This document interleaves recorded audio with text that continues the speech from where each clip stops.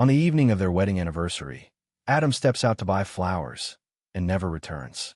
6 months later, Nóra, broken and adrift, catches a glimpse of a man on an obscure news broadcast from Latin America.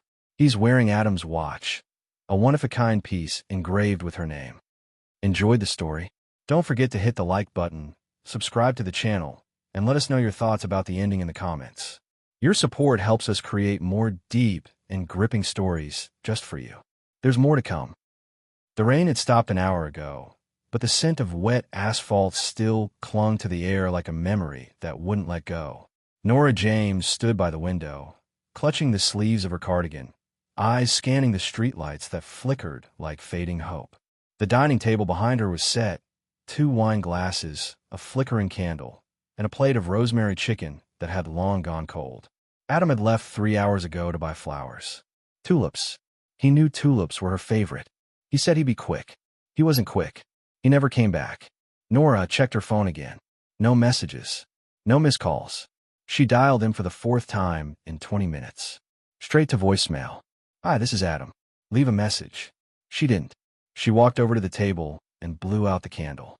Its faint trail of smoke curled into the ceiling like a question with no answer. She didn't eat. She didn't sit. She just paced, back and forth across the hardwood floor of their New England home, the one they'd moved into 5 years ago with dreams and arguments and promises painted onto the walls. By midnight, the fear had started to settle in her stomach, thick and knotted. Nóra, once a high school literature teacher, was not a woman prone to panic. But this was different. Adam wouldn't vanish on their anniversary. He wouldn't leave her waiting like that, not after all they'd fought through to be together. She called the police. "Ma'am, when did you last see him?" "Around 6:40. He left to pick up flowers. The florist closes at 7. And he hasn't called?" "No. His phone is off. It's been off for hours." There was a pause on the line, and she could hear the sound of keys clicking, like someone inputting her fear into a form. "Unfortunately, he hasn't been missing long enough to file a report. Adults have the right to disappear if they choose." "He didn't choose this," Nóra snapped, her voice cracking. "Something's wrong. Check local hospitals," the officer said gently. "Give it a few more hours. If he doesn't come home by morning, call us again." Morning. The thought of an entire night without Adam curled around her throat like smoke. She hung up and sat on the couch, staring at the door.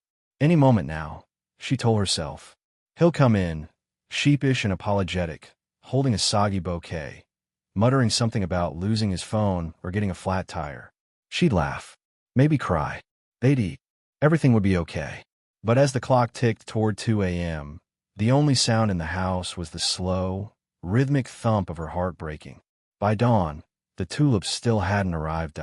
By dawn, neither had Adam. 6 months had passed, and Nóra James had become a ghost in her own life. She moved through the world like someone underwater, hearing muffled voices, reacting seconds too late, barely breathing. Her job was gone. Her friends, once persistent with concern, now kept their distance. Even her brother, Matthew, had stopped suggesting she take a break from thinking about Adam. She no longer responded to platitudes or offers of distraction. She lived on toast, instant coffee, and sleeping pills that never really worked. The house remained untouched, plates still set in the cabinet for 2, the closet still split evenly, and Adam's favorite cologne bottle still half full, untouched since the day he vanished. Some part of her knew he was gone. Another part screamed otherwise every time she looked at the front door. One afternoon in November, she sat slouched on the sunken couch, wearing the same cardigan she wore the night he disappeared. A documentary played on the TV in the background, one of those slow-paced international reports from a public broadcasting channel. Nóra wasn't watching. Her eyes were open, but her mind was silent. Then, something pulled her. It wasn't loud. Just a quick cut. A handheld shot of a rural crowd gathering outside a whitewashed chapel in the hills of Central America. Guatemala. Honduras. The narration was in English, but the original Spanish floated beneath it like a forgotten whisper. And then it happened. A flash of silver on the wrist of a man, crossing the frame. Just a second. Maybe less. But it was enough to make her sit bolt upright. The man was turned sideways, his face hidden by the brim of a woven straw hat. But Nóra saw the watch. Adam's watch. She would know it anywhere. It was a rare vintage Omega Speedmaster, but not the model that mattered. What mattered was the engraving on the back. She had it custom-made for his 40th birthday, just 2 years before he vanished. Time bends for us. Nóra. Her heart pounded so loudly she couldn't hear the narration anymore. She scrambled for the remote, rewound, paused. There. The man's arm. A brief shot as he adjusted the strap of a burlap bag. The face of the watch caught the sun, clean, untouched. The band, leather, worn at the edges. Exactly like Adam's. But it wasn't just a matching watch.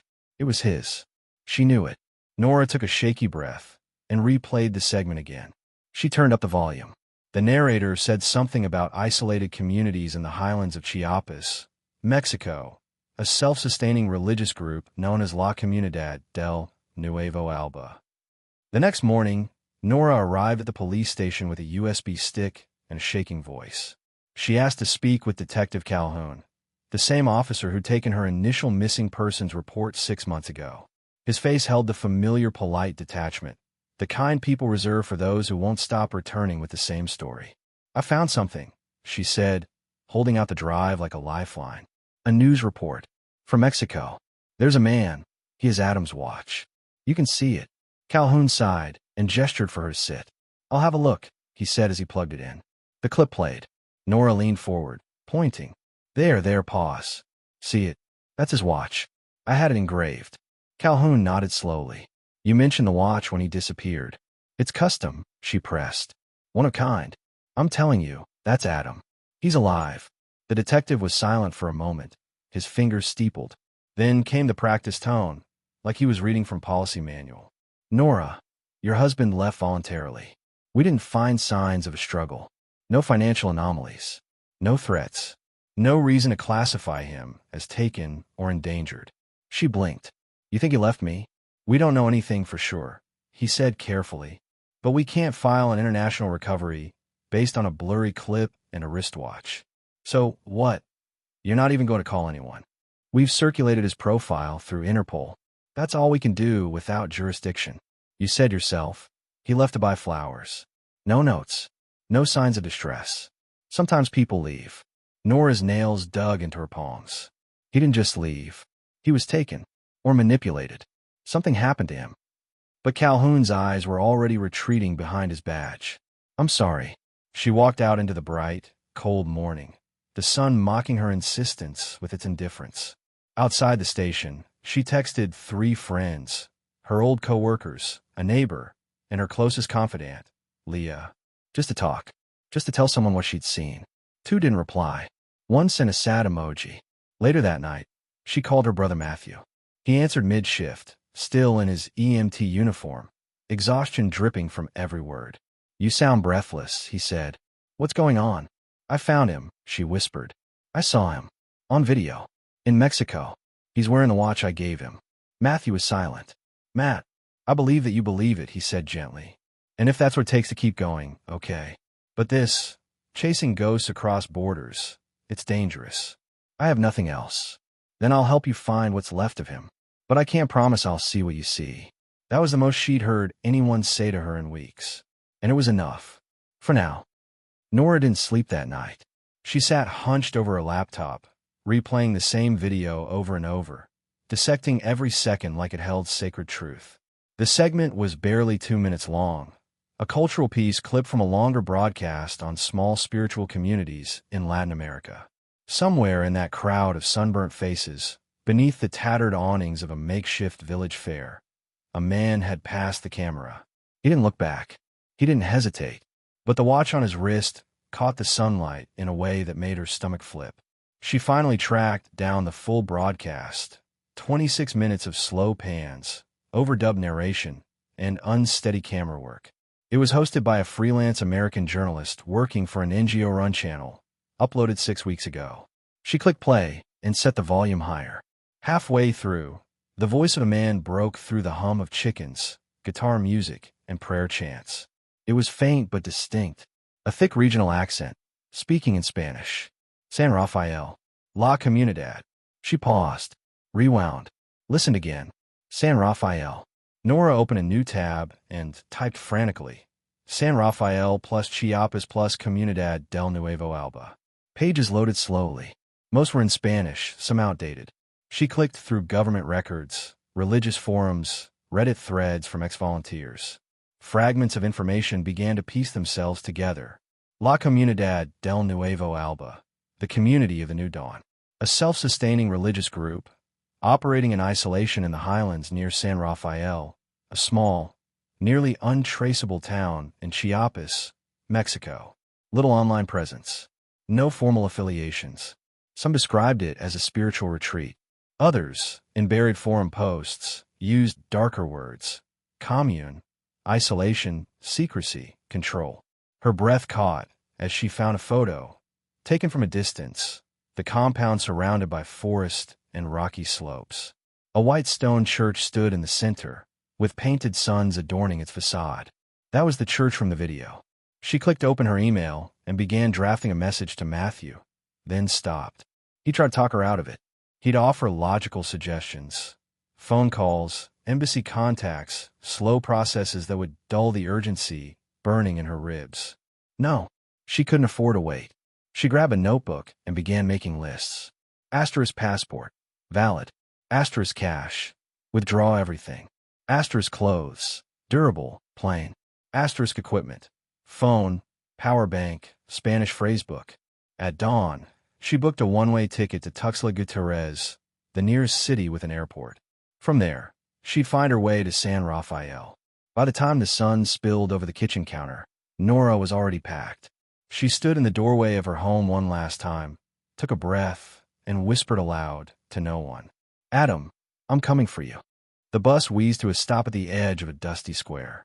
Nóra stepped out, blinking against the sun that burned like judgment. The heat was different here, dry, insistent, the kind that wrapped around your lungs and refused to let go.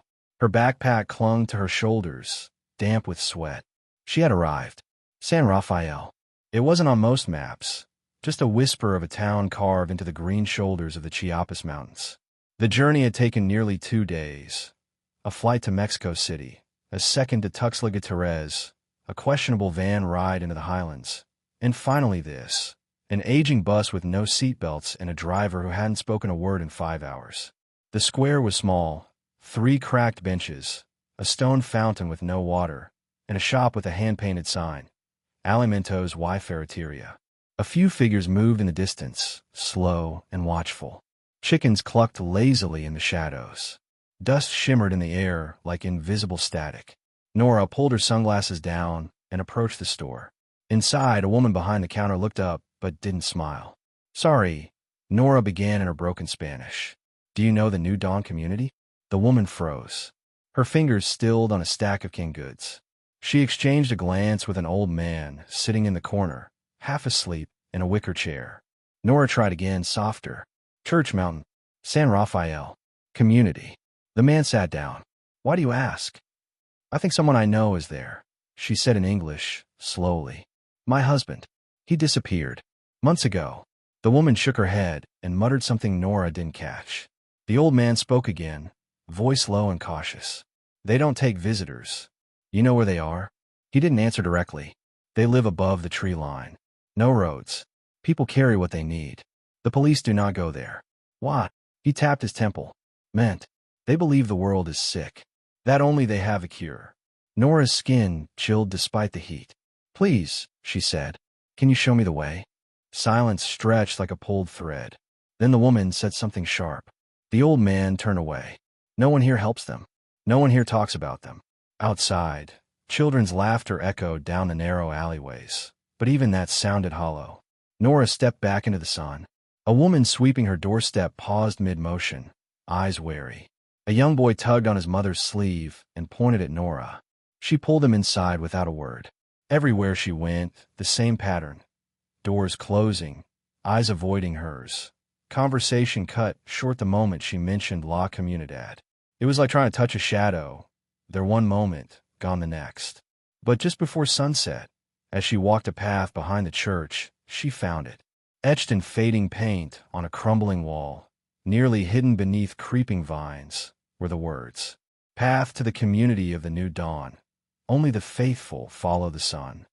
The mountain path twisted like a serpent, cut through by roots and half-forgotten stones.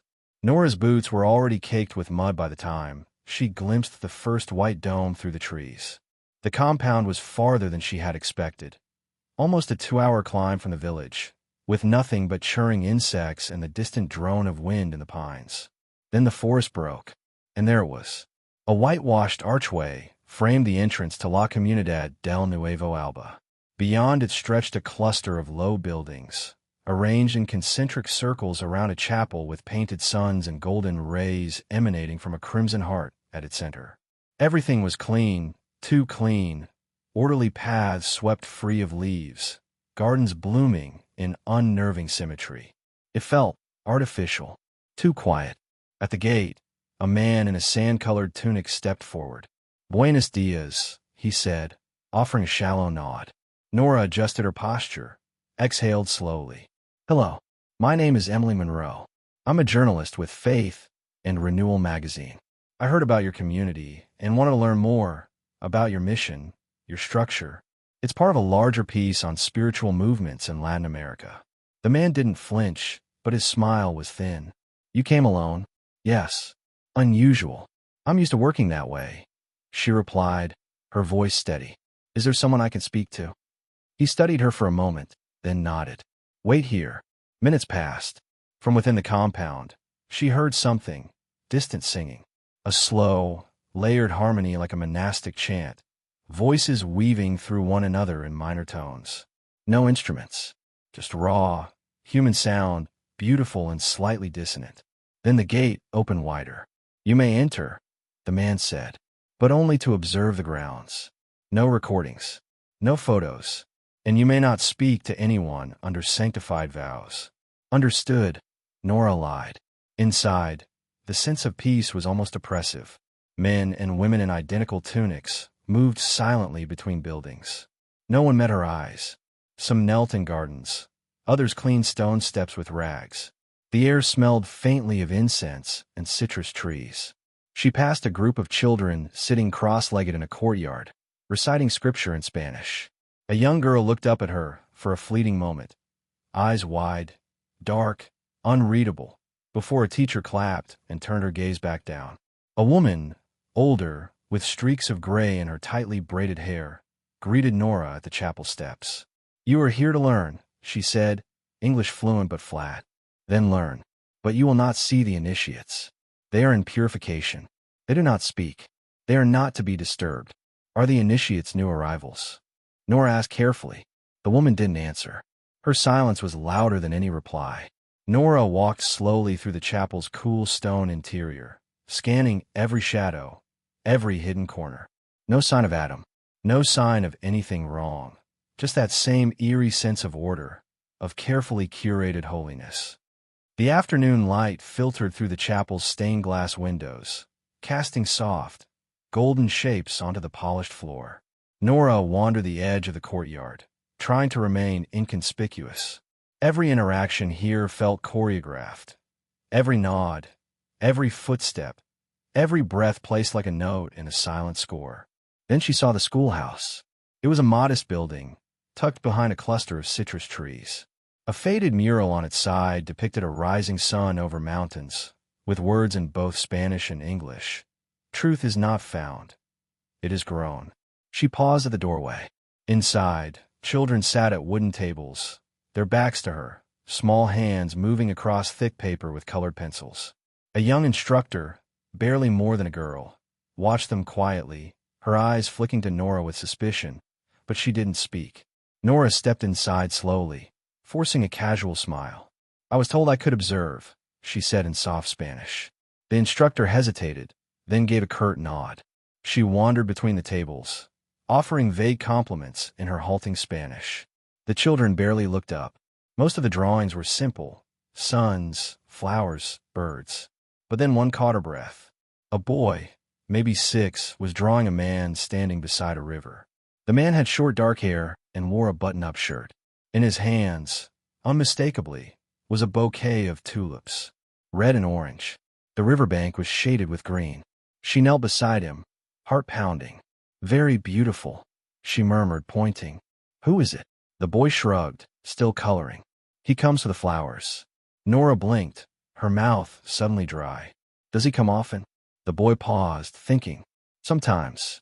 When he's not asleep. She was about to ask more when another child's drawing caught her eye. This one more abstract. A series of gray lines in the shape of a rectangle. Round dials drawn, with almost obsessive detail. It was unmistakably a watch. And not just any watch. It had the same side buttons, the same face as Adam's Omega. She leaned forward. What is it? The little girl smiled. The watch of the man who cries. Nora's lungs emptied.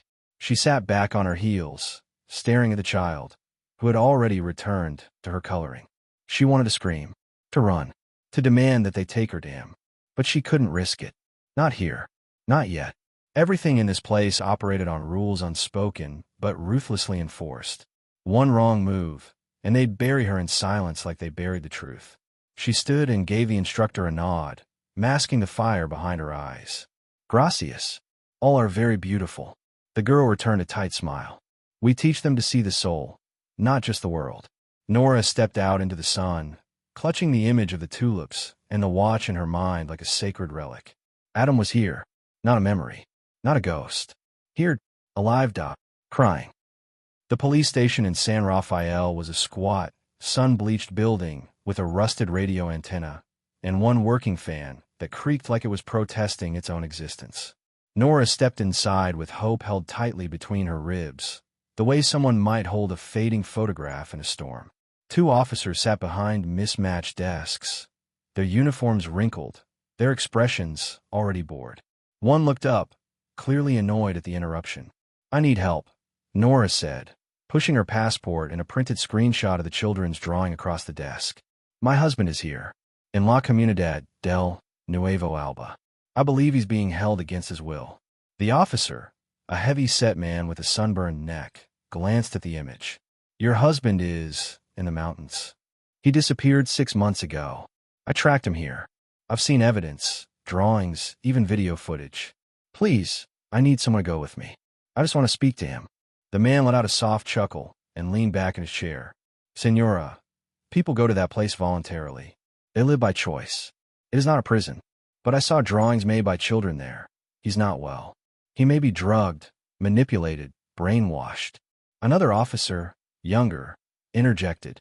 You Americans come here and think every village is hiding a crime.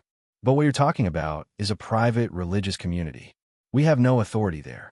Then who does? God, the first officer said dryly, then stood up. Go home, Señora. You are playing with fire. She stared at him, stunned. He leaned closer, voice low. They know you're here. Nóra stepped out into the blinding afternoon light, her mouth dry with disbelief.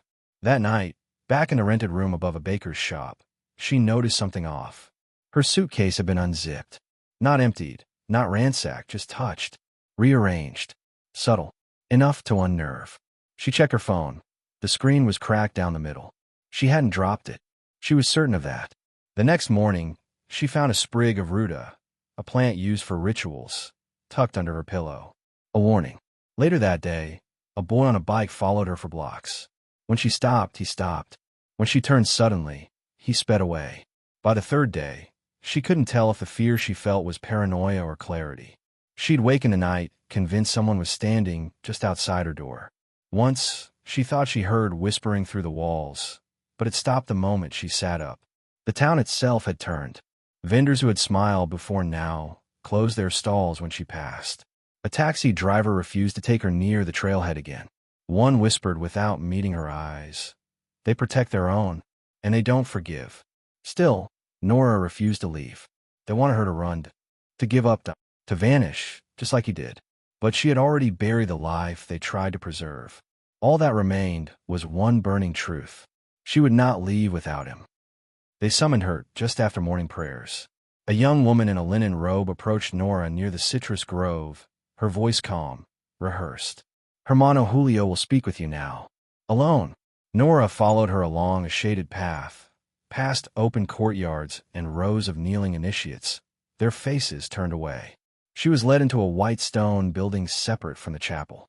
Inside, the walls were bare, except for a single symbol painted in gold, 2 hands cupping a rising sun. He stood in the center of the room, back to her, hands clasped behind him. "Senora James," he said, before turning. "Welcome, Brother Julio." He looked younger than she expected, maybe late 30s, but there was an agelessness to him. His voice was smooth, his manner deliberate, his gaze unwavering. His linen robe hung flawlessly. Even the way he breathed felt curated, like it served a purpose beyond oxygen. "I've been told you've come a long way," he said, gesturing for her to sit. "You must be very tired." Nóra sat, but didn't relax. "I'm here for Adam." He smiled, not unkindly. "Yes, your husband." She studied him. "He's here. Not quite in the way you remember him." "Is he alive?" Julio nodded once. "Very much so. In fact, he is thriving."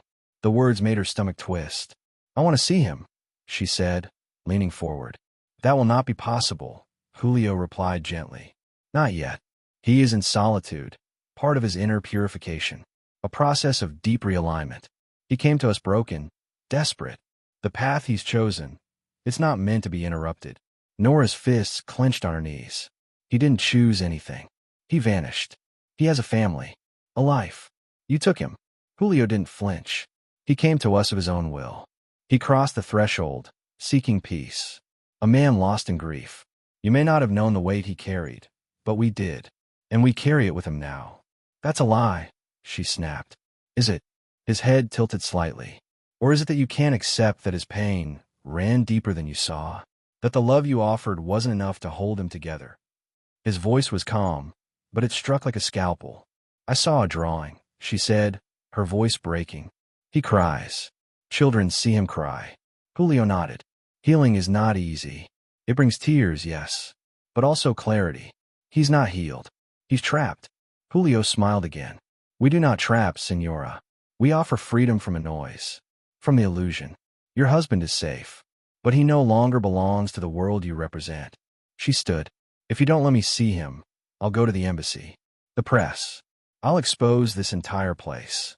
Julio's smile didn't fade. "You may try, but you'll find the world has little interest in broken love stories." As she turned to leave, he added, almost kindly, "Go home, Nóra. Adam already has." The night air in the mountains was colder than Nóra expected. The heat of the day vanished with the sun, leaving a silence so complete it rang in her ears. She crouched in the shadow of the chapel wall, heart pounding against her ribs like a warning drum. She had waited hours, watching the rhythms of the commune, the lanterns dimmed one by one, the low humming of final prayers drifting away into stillness. Now, only a few perimeter lights glowed near the chapel. The rest of the compound slept. Nóra slipped past the citrus trees, her footsteps silent on the packed earth. She wore dark clothes, tied her hair back, left her phone behind. If they caught her, she didn't allow herself to finish that thought. She followed the narrow stone path behind the main sanctuary, where she had seen men enter earlier in the week. Men in gray, not linen, who didn't smile or sing. A side door stood ajar. Inside, the air was heavy, warmer than outside, but stale, like the breath of an abandoned place. She moved silently through a hallway with no windows, its plaster walls painted the same sterile white as every other building. The smell here was different, not incense, but sweat, damp cloth, something vaguely metallic. She turned a corner and found it. A small room, bare, a thin mattress on the floor, a folded gray blanket. No windows, no personal belongings, except one. A shirt, blue, collared, frayed at the sleeves. She stepped closer. Her fingers brushed the fabric, and her knees nearly buckled. It was Adam's. She recognized the stitching, the missing button on the left cuff. He'd worn it on their 10th anniversary. Next to it, tucked beneath a cracked mirror, was a photo. A candid shot, blurred, unposed. Adam standing at the riverbank, barefoot, face turned halfway to the camera. He looked older, gaunt, but it was him, and in his hands, again, a small bouquet of tulips. Her throat tightened. This wasn't just a dream or a theory. He was here, in this place, living in a windowless room under vows of silence and submission, trapped under a doctrine disguised as peace. She stuffed the shirt and photo into her backpack, her hands trembling. Then, A sound. Footsteps. Heavy. Close. She froze, heart slamming. A shadow moved across the hallway. A voice murmured something in Spanish. Then another. Closer. No time. She ducked out, bolting toward the garden side of the compound. Her feet slapped against the stone, echoing too loud. Behind her, shouts. Flashlights. She slipped through a row of bushes, thorns ripping at her arms. A hand brushed her shoulder. She wrenched away, rolled down a slope, landed hard. Pain exploded through her elbow, but she kept running. Through the trees. Into the dark. Her breath tore through her lungs like fire. She didn't stop until she reached the edge of the forest, where her rented room glowed faintly in the valley below. The knock came just before dawn. 3 soft taps. A pause. Then 2 more. Nóra jolted awake, heart still racing from the night before. She crept toward the door of her rented room, gripping the handle of a flashlight like a weapon. Through the warped glass, she saw the outline of a figure, slight, hooded. She opened the door crack. A girl, maybe 18, maybe younger, stood trembling in the morning chill. Her robe was the same beige linen worn by the commune's novices, but the fear in her eyes was not part of the uniform. "You were in the dormitory," the girl whispered, glancing over her shoulder. "They're searching." Nora's breath caught. "Who are you?" "My name is Celia," the girl said. Her accent was thick, but her English clear. "I can help you, but you have to listen." Nóra opened the door wider and let her in. Celia moved quickly, wrapping a scarf around her hair, avoiding the windows. "He's here, isn't he?" Nóra asked, barely able to contain the desperation in her voice. Celia nodded. "Yes, but not like you remember. Where is he?" "They moved him after they saw you in the schoolhouse." "The drawings. Brother Julio doesn't want him seen. They say he's still in progress." "What does that mean?" Celia hesitated, then sat down at the edge of the bed, hands twisting in her lap. "Here, people come to forget. That's what they tell us. To forget the pain, the world, even their names. They give you new ones. They call it purification." Her voice cracked.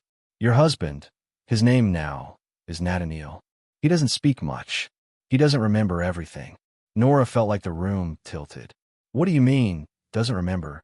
"They gave him El Silencio, a kind of herbal suspension. It weakens the mind, blurs memories. You sleep more. You obey more." Celia's eyes filled with something close to shame. "I've seen him cry in his sleep. He says your name. Quiet, like a prayer." Nora's throat closed around the sob rising in her chest. "But why is he still here?" she asked, her voice tight. "Why haven't they let him go?" "Because once you cross the threshold, they say your soul is reborn. Leaving means rejecting salvation. And no one wants to be the one who failed God's plan. And you." Celia looked down. "My parents brought me here when I was 15. I never asked to stay. I wanted to study medicine. But every time I speak of the outside, I'm punished. I've lost years. And now," she looked up, eyes burning, "I see myself in you. I remember what it felt like to know something was wrong." Nóra reached out, gently touched her hand. "Can you help me get to him?" Celia nodded. "Yes, but not yet. They'll be watching you even more now. We'll wait until they look away." Silence stretched between them, the weight of truth settling in. Nathaniel, wasn't just lost. He was being rewritten. And now, with Celia's help, Nóra had her first real ally. But time was running out. The chapel was quiet again, not silent. There was always a hum, a presence, but quiet in a way that let sound carry like secrets. Nóra crouched near the back wall beneath a row of flickering votive candles, her coat folded over her lap to hide the old cassette recorder she'd bought from a roadside vendor 2 towns away. Celia had told her when the sermons were held, told her where Nathaniel would be, up front, near the altar, seated among the reborn. She had also told her not to speak, not to move, just listen. The sermon began with soft singing, low, rhythmic, a sea of voices in harmony, cleansing the air. Then footsteps, a pause. The wooden floor groaned under deliberate weight.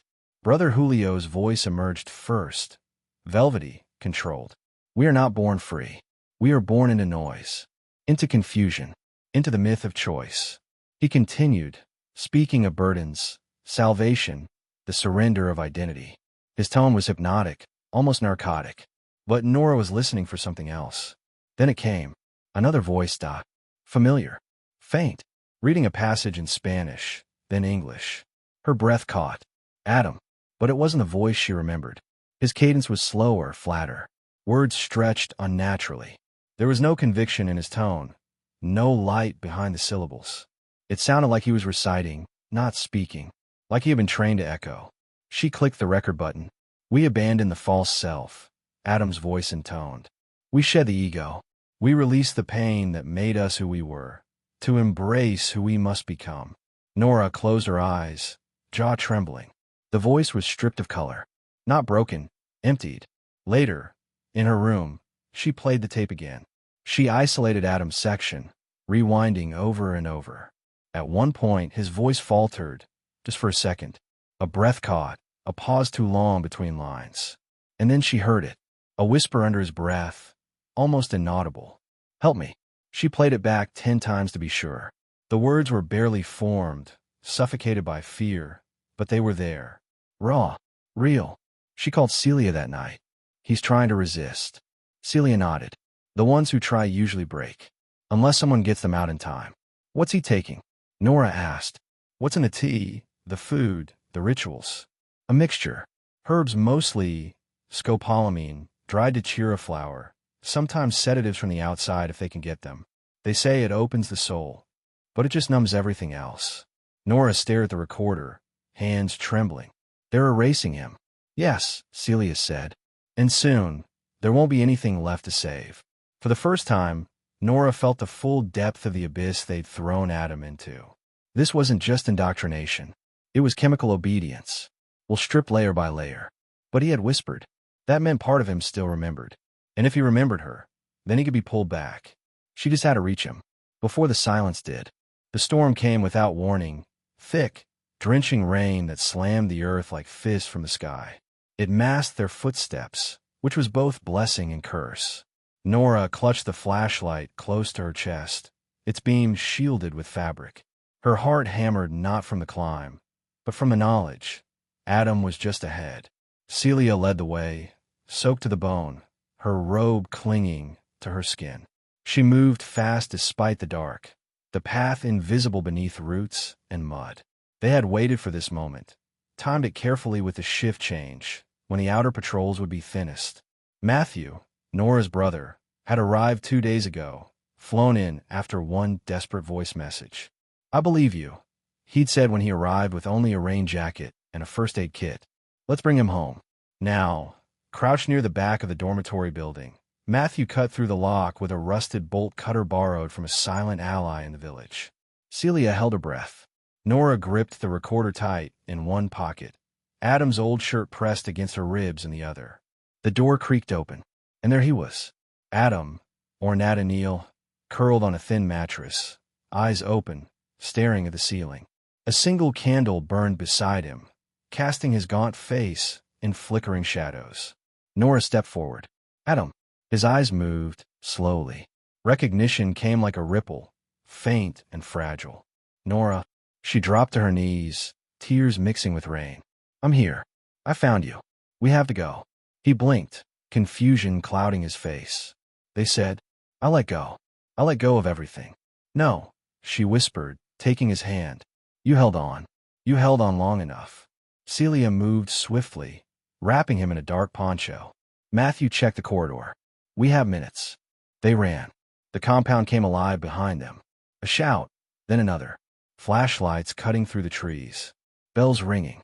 The silence was shattered. The river was their only way out. Deep, fast, and treacherous in the rain. Celia reached it first, pointed downstream. We follow the current. There's a low bend, shallow enough to cross. They plunged into the icy water, boots slipping on mossy stones. Adam stumbled, weak from months of sedation. Matthew pulled him forward. Nóra held his other arm. Voices echoed behind them. Then, yelling. Flashlights scanned the water. Figures in linen robes, now soaked and faceless in the rain, scrambled down the bank. A shout. A hand grabbed Nora's coat. She screamed, kicked, slipped, was pulled under. Then, another hand. Matthew, yanking her free. But in the chaos, Celia was gone. Nóra spun in the current, heart splitting. Celia, no answer. Then a faint voice from the far bank. Run! They obeyed. Through the storm, through the trees, until the lights faded behind them. Soaked, scraped, breathless, they didn't stop until they reached the edge of the road, where an old truck waited. They had Adam. But Nóra looked back once, her heart shattering anew, because a piece of her was still back there, in the girl who didn't run. The airport terminal smelled of disinfectant and tired hope. Nóra held Adam's hand tightly as they stepped onto American soil, his grip light, fingers limp in hers. He hadn't spoken since the river. There were moments, small, flickering, when his eyes met hers and something passed between them. Recognition, gratitude, pain. But mostly, Adam was silent. His posture was hunched, as if the sky itself pressed down on his shoulders. The man she loved still existed, but he had been submerged too long. Every gesture now felt like it belonged to a survivor of war, a quiet where no one else had seen. She brought him home. Matthew stayed for a few days, sleeping on the couch, watching over Adam while Nóra coordinated with lawyers and reporters. Celia's name remained a knot in her throat. No word, no sign. But Nóra held on to the hope that the girl had vanished into freedom, not into the ground. Then came the press conference. The tape Nóra had recorded, the one with Adam's hollow sermon and his whispered, "Help me," became the spark that ignited everything. She handed it to a journalist from the New York Times along with the photo of Adam and the shirt she had retrieved. By the end of the week, the story had broken. American woman rescues husband from alleged cult in Mexico, inside the New Dawn, drugging in isolation in the Chiapas Mountains. Nóra sat beside Adam during the broadcast, one hand always resting lightly on his arm. He didn't speak, but he didn't leave either. That was enough. Under mounting pressure, Mexican federal authorities launched an official investigation. When footage emerged of the compound's inner workings, leaked by another defected member, the outcry exploded. 2 weeks later, Brother Julio was arrested. He was calm during the footage of his detainment, expression unreadable, hands folded like a man heading into prayer. He said nothing as cameras flashed in his face. But behind him, others were escorted out in silence, some older, some heartbreakingly young. In the weeks that followed, more stories emerged. Parents who had lost children to the commune. Husbands, sisters, runaways who had never returned. Some had been presumed dead. Others were found alive, disoriented, medicated, still unable to remember their real names. Nóra helped where she could, connecting families, translating, giving interviews when it mattered. She hated every second of it, but knew the power of testimony, knew what silence had nearly cost her. At home, Adam began to speak, first in whispers, then in halting phrases. "I dreamed of you," he said one night. "I couldn't hold on, but I saw you in the water." She wept quietly, cradling his hand. The healing was slow, messy, unguaranteed, but it had begun. Sometimes, in the middle of the night, he'd wake gasping, eyes wide with remembered sermons and shadows. And every time, she was there. Spring arrived quietly that year, the way it sometimes does when no one's looking. The trees outside Nora's window bloomed in small, patient bursts of white and pink, and birdsong replaced the silence that had clung to their home like a second skin. Adam moved slowly through the house now, not because his body was weak, but because the world itself seemed louder, faster, harder than it had been before. He read in small doses, slept more than usual. Sometimes he stared at the sky, as if it still spoke a language only he could hear. But he was coming back, piece by fragile piece. His voice, though soft, had returned. He didn't talk about La Comunidad del Nuevo Alba often, but when he did, it was like unearthing shards of glass, memories he could barely hold without bleeding. "They taught us to forget by making everything feel the same," he told Nóra once. "No time, no names, just obedience, like I was eroding from the inside." She said nothing, only took his hand and held it tightly. He'd begun to paint again. Not landscapes, not people, just light. Streaks of color across canvas, as if trying to paint the emotion of being awake. His therapist called it a hopeful sign. Nóra called it a heartbeat. They slept in the same bed now, but sometimes their backs faced different directions, separated by invisible space. Love hadn't left. It had just changed. Theirs was no longer the burning kind of romance. It was something else now, a wound they tended together, quietly, daily. One morning, Nora awoke to an empty bed. Panic rushed in for a moment. Old, automatic. But before she could call his name, she heard the door creak open behind her. She turned. Adam stood there in a gray t-shirt and jeans, damp from the morning dew. His shoes tracked a bit of earth onto the hardwood floor. In his hands, trembling slightly, was a bouquet of tulips, red and orange. She stared, speechless. Her heart did something it hadn't done in a long time. It skipped. He said nothing. Didn't need to. Because this was no grand gesture. It wasn't an apology or a symbol. It was a promise. That no matter how deep the dark had been, no matter how far he'd gone, he had found his way to her again. Tears welled in her eyes as she reached out, touching the petals. He placed a bouquet on the table. The same table they had set that night. So long ago, so violently close to loss. Now, it bloomed with memory, with ache, with love that had endured the unthinkable.